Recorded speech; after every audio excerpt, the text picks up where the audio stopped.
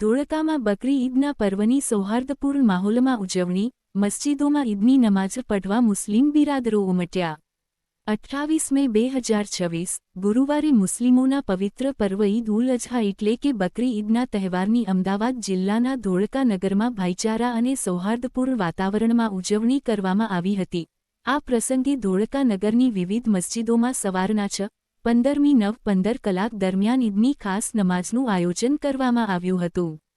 મસ્જિદોમાં ઈદની નમાઝ પઢવા મોટી સંખ્યામાં મુસ્લિમ બિરાદરો ઉમટી પડ્યા હતા।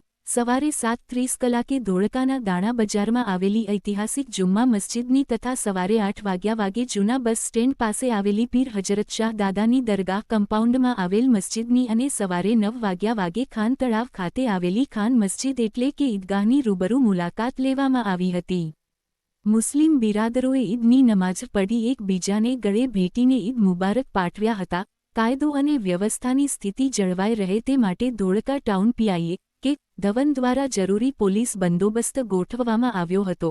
આ બંદોબસ્તમાં 1 PI, 3 PSI, 45 police constable, 40 home guard અને 40 ગ્રામ રક્ષક દળના જવાનો જોડાયા હતા। રિપોર્ટર ઇદ્રીસ શેખ, ધોળકા।